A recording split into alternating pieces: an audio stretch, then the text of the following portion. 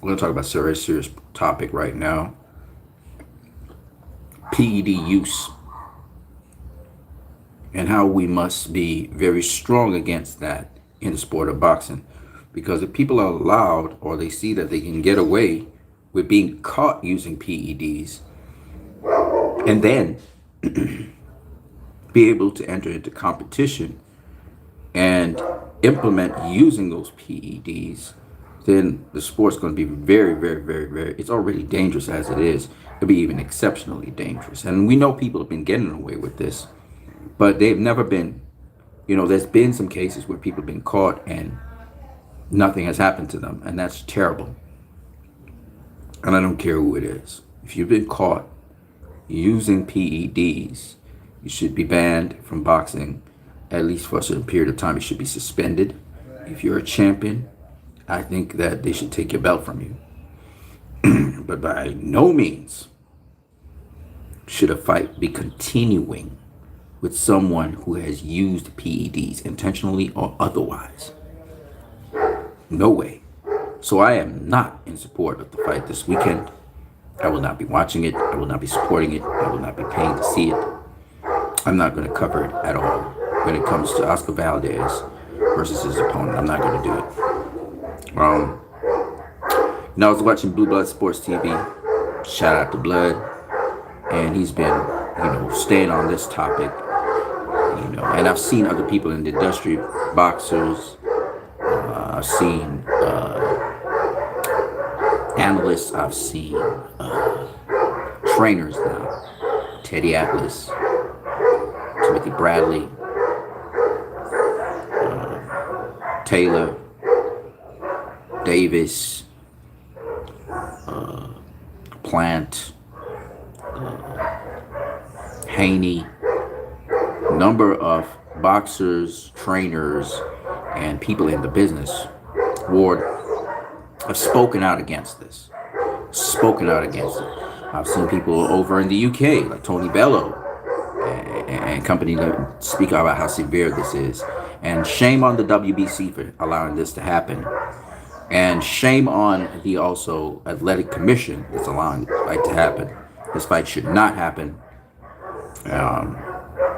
Anyone who is using some sort of performance enhancer that is not recommended by the WADA, and no excuse about out of competition. Out of competition is when you did not sign a contract to do a fight. Because if you're saying in competition is the day of the fight, then why are you banning people for stanzolol? Why are you banning people for other drugs? And the drug's not just a stimulant, it's a weight reducing aid. It's dangerous as well. But more importantly, it's sort of enhancing the body to be able to perform at a high level while losing weight. And that's just a cheat. It's a cheat drug. And if he can get away with that, then anybody else should be able to get away with it, even if they're caught. Any drug, steroids, whatever. And I just think that's wrong. So that's my input on that situation. Leave your comments in the comment section below how you think about this, or how you feel about this. But it's good to see people in the industry, in boxing, besides Caleb Plant coming out on a limb, Devin Haney, and also Jamel Herring coming out. This is very serious because it can be the matter of life and death. And, I remember Paulie Malignaggi saying this, that Patrick Day's death, one of the topics they're not covering is the abuse of performance enhancing drugs and how that can be leading also to deaths of certain athletes. And that's very important to remember. And remember, recently, a 19-year-old female boxer died. And you have to ask yourself this question. Did her opponent use performance enhancing drugs? Did she? You have to ask that. This is a valid question now. Are they taking valid tests? And we've seen boxers get by VADA, like Dillian White, and get detected via UCAD. So, it's good to have multiple agencies testing athletes.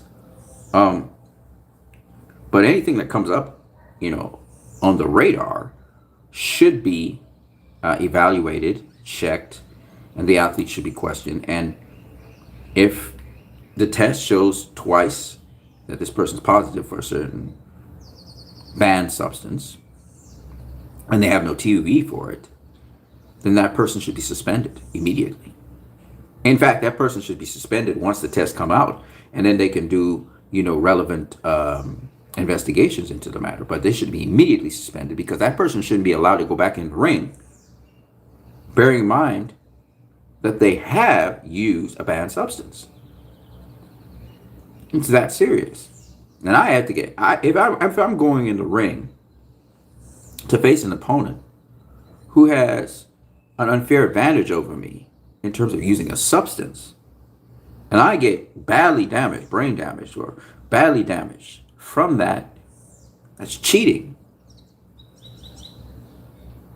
And there's a price to pay for that. So that's what I got for you guys. What you need in the building. Hope you guys have a good day. Peace. I'm out.